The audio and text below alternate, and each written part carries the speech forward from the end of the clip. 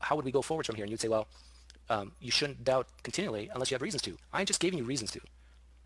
So I just want to be clear, when Doug says reasons to doubt, he's not saying reasons to doubt everything you ever learned or thought about your religion. It's just getting that little bit in there where it leads to a little bit of humility and understanding. Did I Yeah, I sum that up well, Doug? can you hear that? I just regret not playing organ music while you're giving that speech. Oh, I know. Should I stop? Yeah, see? People of the congregation, let's say God told you to kill your daughter. Would you do it? And there was no question that God was asking you to do it. Wow. My morality is better than yours, John. If you would kill your own daughter. I'm not going to pussyfoot around that one. You need, if you answer yes, you would kill your own daughter if God told you to, you need to reevaluate your worldview. Here's your out, John. Your God could be real.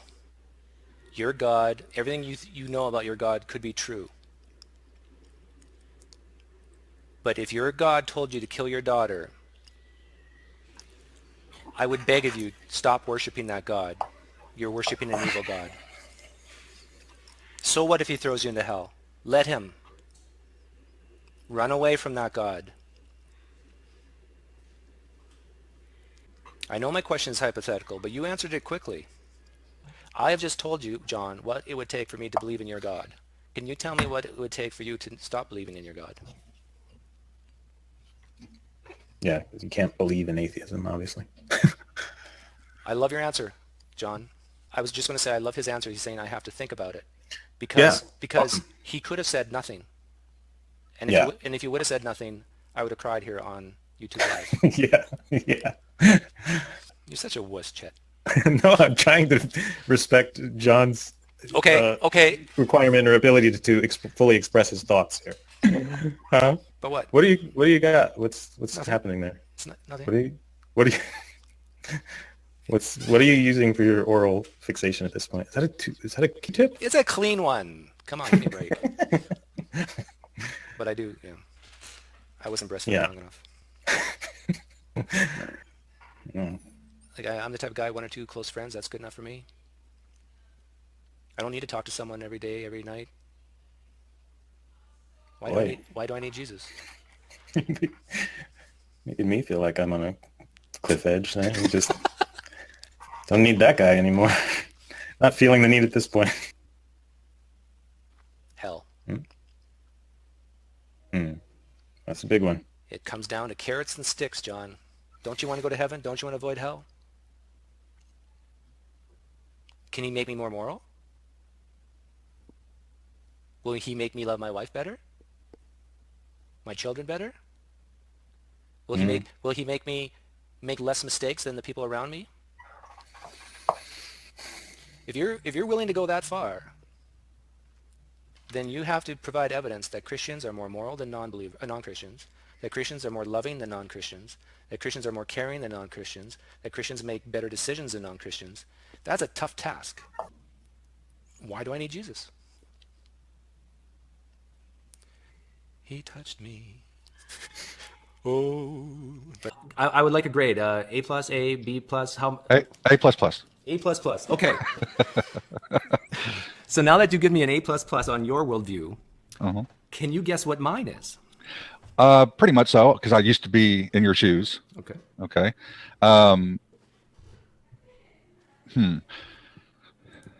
That's a loaded question.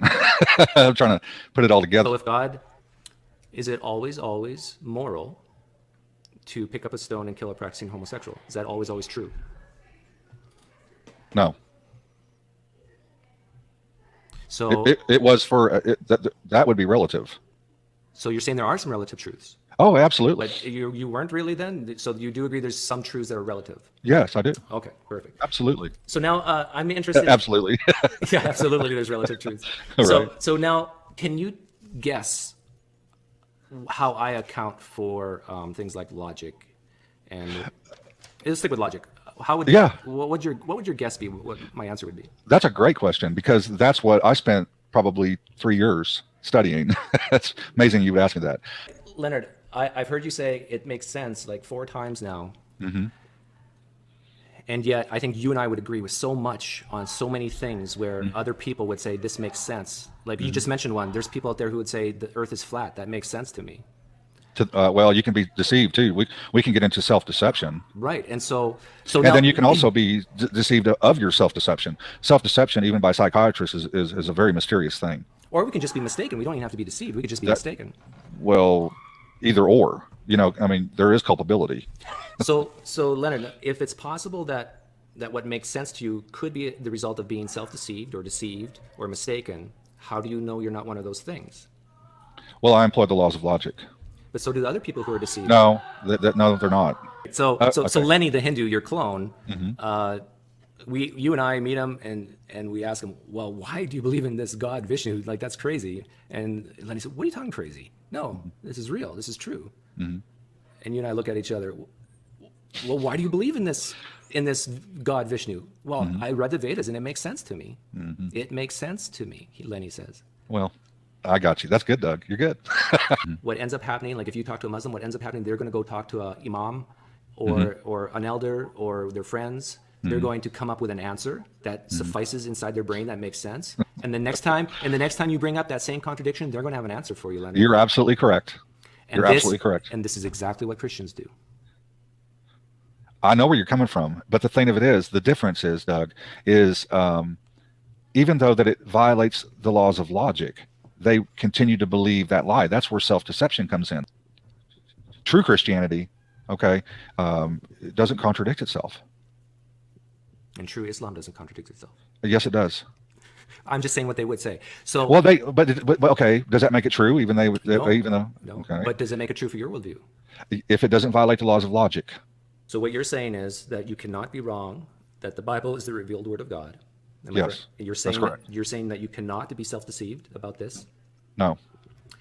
You're saying that there's. Let me ask you this: is there anything that would change your mind on that?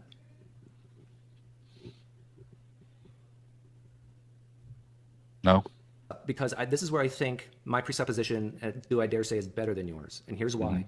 Okay. We can find a Hindu, we can find a Muslim, we can find a Christian, we can find a Jew, we can find the atheist, we can sit them down in the room, and for the most part, all of us would agree the universe exists. There might be a few wackos out there who think we honestly are in the Matrix, but for the most part, we would all agree the universe exists, and so I think it's a pretty good presupposition. Now, try doing that with religion and this concept of God. Because of one huge advantage, you're willing to say, I don't know and I could be wrong. To me, that is so liberating. And yes, but but if you are wrong, what are the consequences? you mean after you're talking about eternity? Yes. Okay. If I am wrong, And I'm not getting into Pascal's wager. oh, you're not? No, that's ridiculous. Okay, then I don't understand. What? So repeat No, your question. I will never. That's why I said that. Okay. Which I want to be. I don't want to assume anything. What eternal consequences are you referring to? Well, if, like you said, I may be wrong. So if they're really, for the sake of argument, from your worldview, if you are wrong, there is a hell. There is an eternity that God has prepared, okay, for people like that. Okay, if you are wrong, and if that's the consequence, you're okay with that? Yeah, I'll take it like a man. Mm. But Okay. now can I ask a question back at you? Mm-hmm. What if you're wrong, and the Muslim is right? You'll be joining me. You'll be joining me in hell as well. No, because the Muslim can't be right because their worldview is contradictory. So the Muslim can't be right, No, but you can't be wrong, correct? there's no contradictions in the Christian worldview, Doug. That you can see. That makes Yes, sense sir. to you. Yeah. Yes, sir. And That's true. and my point is that I think there's a reason why you can't see it. And I think the Well, reason. I'm only using the laws of logic, so I'm I'm flying blind, by using the instruments. But hear me out here. I think the reason you cannot see the inconsistencies and I dare say contradictions in the Bible is the exact same reason why the Muslim can't see it. No. Then that can't be because Okay, so now let's say I pretended I was you, and you say, Doug, what if you're wrong? Are you willing to go to hell over this? And I'll say, no, I can't be wrong. There is no hell. Can't be wrong, Leonard. does your worldview violate the laws of logic? No. You can't. My worldview is the only worldview that doesn't break the laws of logic. Your worldview does, the Muslims. Like, what if I was to talk like this to you? If I was to be very dogmatic towards you right now, Leonard, and say, Leonard, there is no way on earth you're right and I'm wrong. I know I'm right, Leonard. There is no hell, Leonard. And there are contradictions in the Bible, Leonard. There's no way I'm wrong about this, Leonard. Well, you'd have to show me the contradictions. And you would have to show me hell. Right. But my simple question is, are you going to admit to me that that doesn't necessarily make it true?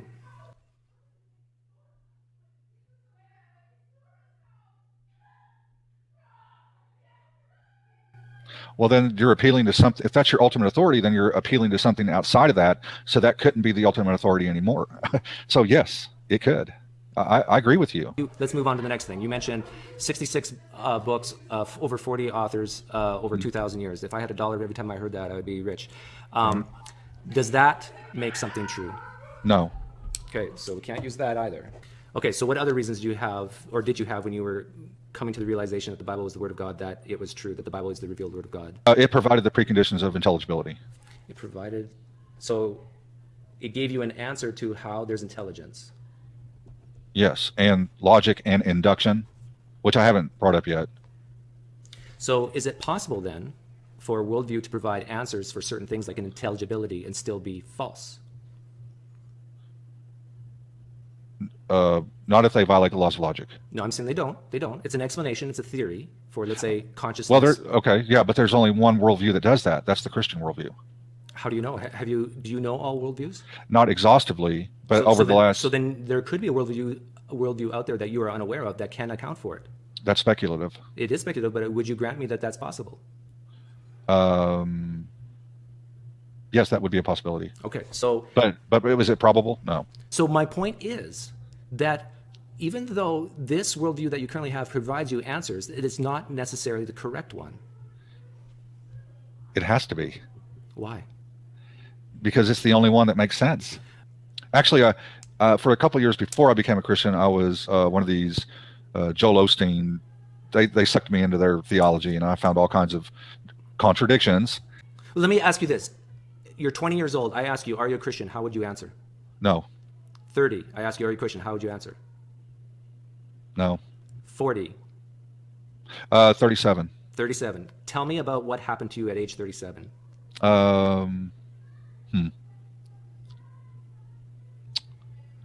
Well, we're getting to the real reason, aren't we? Yeah. I mean, it was just something innate in me. But what? I don't know. What caused that innate, whatever that was innate in me, and believe me, I resisted it with everything that I had.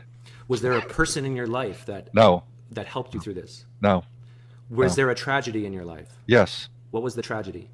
What would change your mind, David, about the God you serve right now? What would make you say, you know what? I don't believe it anymore. You said there's no arguments that would do it, but is there anything else? Is there any evidence? Nothing. There's nothing that would change your mind. Okay. Okay, I'm going to propose something to you. But when you hear a Hindu say that nothing would change their mind, wouldn't you desire that there would be something that could change their mind?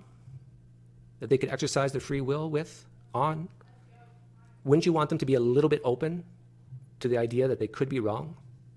My question to you, David, is, wouldn't you want the Hindu to doubt just a little bit so they'd be open to the idea of your God? Wouldn't you want the Hindu to be a little bit open to the idea that they could be wrong? Sure, okay. That took a lot longer than I thought it would take.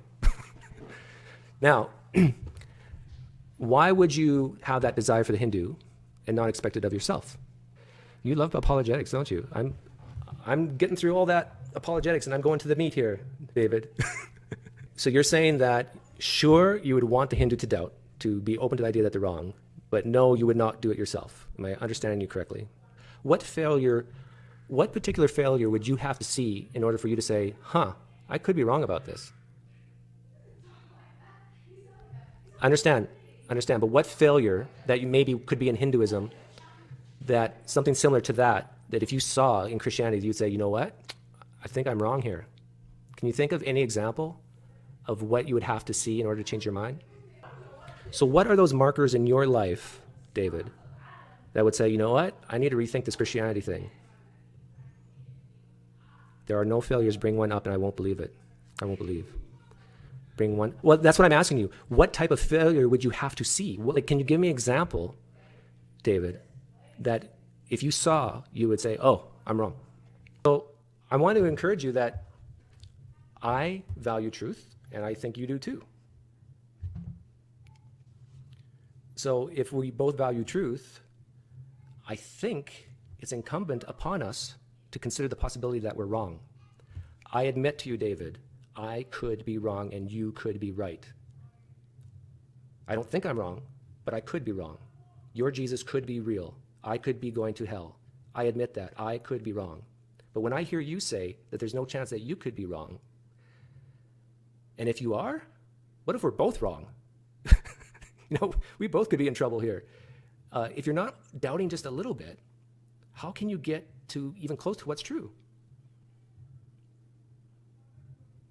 Does that make sense? Yeah, I hope you understand. I'm not trying to be a smart aleck here. My wife is a born again Christian, David. I'm being honest with you. My life would be easier if I could believe, but I just don't.